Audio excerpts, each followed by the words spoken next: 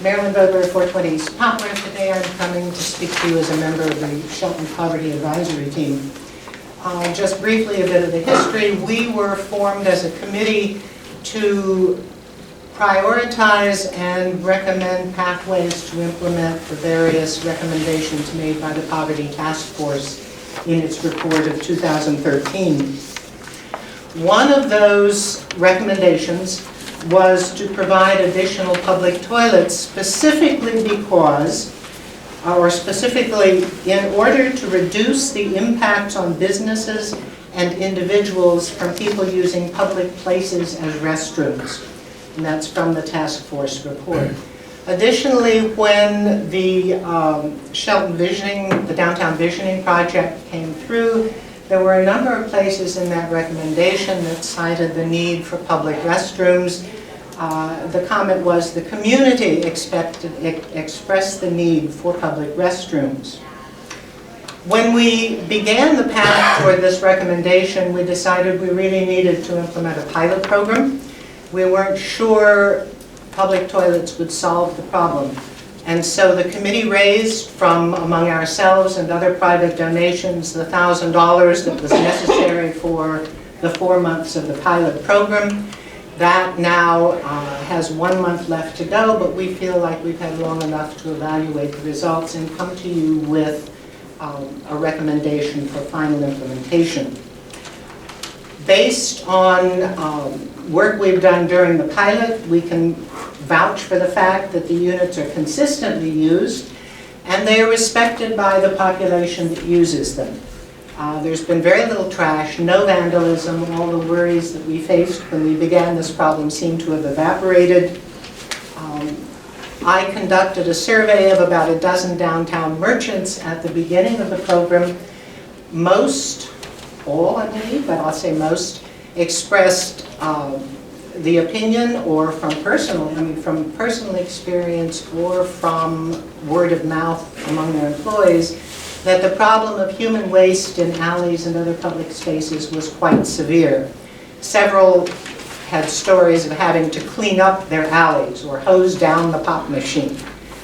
It was not an imaginary problem.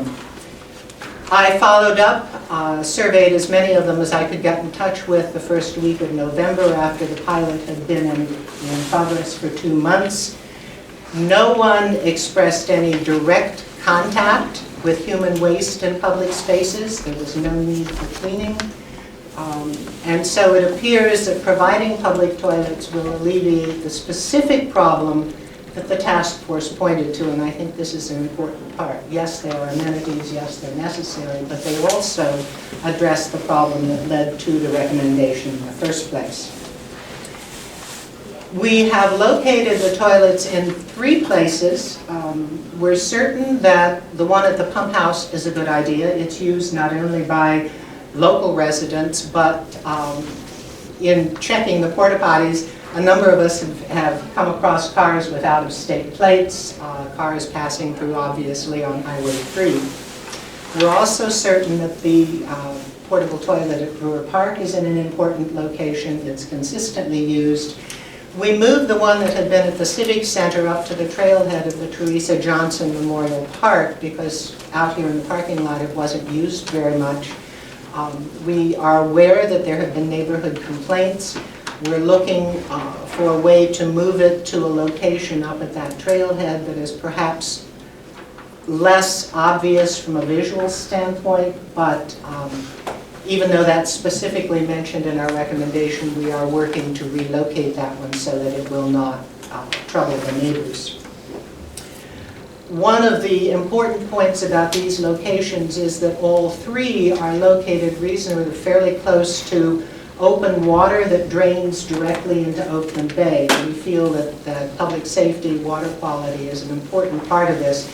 I don't know how you address the equivalency between 3 portable toilets and the number of leaking septic tanks that might represent if they weren't there, but it was not an insignificant amount of pumping that AAA had to do. And so the first part of our recommendation is that we continue these locations with the caveat about the third. The second, and I want to skip down to address future, based on the downtown visioning project, based on the results of our survey and our pilot, we believe it's important that a permanent, I suppose, tourist accessible public toilet be located in the central area of downtown. And I'm hoping that this will be added to the comprehensive plan. We've also come to realize, though, that one public toilet in the center of the city is probably not the best long-term plan. And so our recommendation is that we include long-term rental for the 3 units, simply because they seem to disperse long lines or congregations of people. They seem to be good locations. The immediate part of our recommendation, and the reason I'm especially grateful we were granted time on the agenda today, is an immediate budget concern. As I pointed out, we raised from private donations the money necessary to fund the pilot. We don't have pockets deep enough or time to continue fundraising, and so we're coming to the city for that. We have come to look at these public toilets as part of a complete sewer program. These are basic city services. At the same time, we understand the difficulty in the 2016 budget. I've looked through some of those budget worksheets. Believing they're part of a basic sewer system, we feel responsibility lies with Public Works. I know that there are a number of funds in that budget that are not random, but estimates, and that the amount of $5,000, while it might be difficult to cover, could probably be covered from bits and pieces here and there. Given that Public Works might not be able to cover the full cost, we're recommending that because of the import for tourists, for day visitors, they also fall within the responsibility of the Department of Community and Economic Development. And we are deeply hopeful and express serious expectation that we find among funds in those 2 departments, possibly other places, the money to fund these through 2016, and then that you continue that as an ongoing budget item. Any questions? Oh, let me just, for the record, state this was kind of, we just added you to the agenda today, and this is kind of a heads up on, you know, and so you have, do you have your trial basis report? Do you have like a 1-page report of what you just said? Is that, you know what I'm saying? I have a 2-page. It doesn't include the data, but I can provide a list of the merchants I talked to and some indication of their responses. I'm just saying, it's like we had the trial period, and then usually we get a little something in writing, and then it gives us a little time to kind of talk and... Yeah, and Dave, I think, has a copy of this, and Steve has a copy of it. All right. So I didn't need to jump into there, because we can't make any actions today. Oh, I understand. We can talk about this. So I just know budget is on the top of everybody's minds right now, and I wanted you to be aware of this before it was solidified. Marilyn, I had a question, and I don't know if this is timely or not, but I remember when these conversations were first coming up that there was some enthusiasm from the chamber and from the business community to possibly help with the funding at a later time. Is this the later time, or is a later time coming up? The potential for other funding was for the 2016 year. Oh, okay. When we began, we were well aware the city would have no money for 2015, which is why we raised the funds privately. I would also like to point out that the issues with the unit placed at the Teresa Johnson Memorial Trail is that something that I should have thought of and I didn't think of is that we have design standards in that neighborhood. It is an historically designated neighborhood. And the first thing that you see as you drive up the hill into that neighborhood is the port-a-potty on the hill. And then a number of neighbors have also expressed concern that it's, you know, across the street and very visible from their homes, and that kind of takes away from. We talked about painting a half moon on it, but that probably wouldn't be historic. From the enjoyment of their homes. So it's, Sure. I don't think it's the idea, I think it's the location and the visibility. Right, and we're working on that one. Yeah, it's hard to tell someone that they need to have a, you know, a certain permit and certain design standards for what they want to do, and then we block that. Understood. So we're aware that that's an ongoing issue. Okay. Okay. Brewer Park is in a historic neighborhood also, the Brewer Park location. FYI. I think we have to make them look like little colonial houses, you know, probably, if we were to meet those, so. But because it's inside of a park, it's a little bit different, but still, it's in that neighborhood, so thanks for bringing that up. I was just kind of curious, because we're getting down to this 2016 budget, we're 300,000 below on it right now, and you know, I have had several requests on what we can do and not to do, and we're trying to figure it out. So I'm not positive of where or how that $500,000 is gonna, or $5,000 is gonna be. You were gonna have that, $5,000, how exactly, if we desired to put that in, our city administrator might have an idea, because it's getting late in the game. And I know you didn't want to give your idea, but because it's enough, but if we did, I mean, I know there's no room in the budget for anything right now, so, and that's, you know, so I'm just trying to speak outside the box here. I would hate to close down something if we all wanted it, you know, because of a $5,000 deal. So I'm just trying to thinking outside the box. Okay, it's coming down to us making the decision, and $5,000 is probably an issue. Well, with Heidi's permission, we talked early in the project, and you were clear, Heidi, that she could not make a commitment for the board, but expressed personally a willingness at least to take it to the board. I don't know if that's still a possibility, but as I've said, our task was not really permanent fundraising, it was primarily recommending implementation. Well, splitting it up would probably help. I mean, if the city, instead of the city paying $5,000 on a budget item.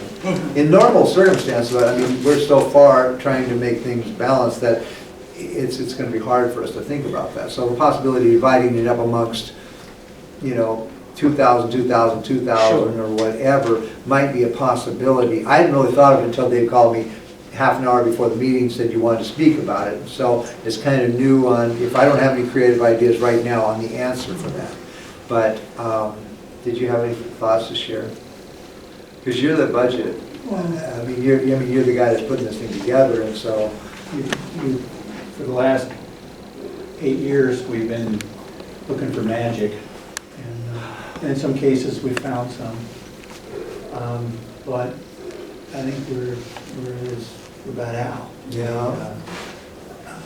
We're so far upside down. There's very little in the way of adjustments you can do in order to right the ship. So, the commission still gets to spend the money. Right. You know, that's your job, is you get to decide, you get to make these choices. But the place that it comes from now is really out of what would otherwise be in the reserves of the city. And in fact, what we're spending in order to remain whole for now is from the reserves of the city. So I think it's something that we ought to do. I mean, clearly they've even done performance measures to indicate that it's been successful, and it certainly was a problem. But at some point, it just comes down to priorities, which comes first. So, because there's only so much money, and it's rather like your household finances, and you know. You got to make them last at the end of the month, or the end of the year. Yeah, I think it's a very high priority for me to have this done, and I think we'll probably have to talk to Kathleen a little bit, as Kathy Byerly mentioned, to see the legalities of it, as far as where we can get it. And referring to thinking outside the box a little bit, I'm going to bring up something that's going to, tip a few people over, but I brought this up also during the campaign, so it's not going to be looked at as real political. And that is that the 3 commissioners receive health benefits that are very generous, seeing as how we're only part-time employees. And I think that that's something to be looked at. Every other department has been cut. Nobody's gotten raises. In fact, some of the employees will take a pay cut this year because insurance premiums have risen. I think the commissioners need to consider their own benefits or wages. There's probably a contribution towards this too. Like we just said, 2,000 here, 2,000 there. If the commissioners were only allowed to insure just themselves and not their family or spouse, we could make the money right there. So I'm willing to present that, even though I'm an outgoing commissioner and I've probably looked at it as a stab out the door. I did bring this up during the campaign, and had I been elected, I would have still pursued this. So I think it's time that the commissioners look at what they're paid. I think we're paid a lot for what we do. We're supposed to be in the business of public service. We're not here for a wage. We're not here for a check. So that's my offer to the city and the other commissioners. Okay, well, this is kind of out of the scope of what we're talking about, I think, at the moment. We were talking about $5,000. I know that I'd be happy to contribute personal money to that, okay? And I think through possibly other volunteer ways, I think we can probably do something, but I think at the moment, I would probably say out of the city budget for 2016, we've said no to a lot of things, and so I'm probably not sure we can do that. But I would hate to see the program stop, so. I would hate to see them go away, yes. Yes. I think we got to think about it for a week. Good. Okay. I would just like to say Sure. one more thing, is that I am so impressed that your group has been able to get this up and running, doing all the research. I know you spent a lot of time and effort on this, and it's very gratifying to see that you are having positive results. And so I hope that the whole city appreciates this effort. I have spoken before that I used to work down at Sound Learning, and it's not a real glamorous thing, but it's a true statement that I was dodging people poop on the sidewalks many times on my way into work, especially after the weekends. And so if we can make our city cleaner, more hospitable, more humane by providing toilets, it is definitely a priority with me as well. We just have to figure out how to fund it. I will talk to the administrator about this subject today, on Thursday when I meet with him, so. Thank you all. Okay. So we'll have this back under old business then? Not Thursday. We'll meet earlier. Oh, that's right, that's on Thanksgiving. So this will come back under old business next week. Well, if we have to make a budget decision, then it gives us a week to think about. I would bring it back under old business next week. That sounds like the proper thing to do, and maybe something will happen between now and then. Okay? Yeah? All right, thank you very much, Marilyn, for your report.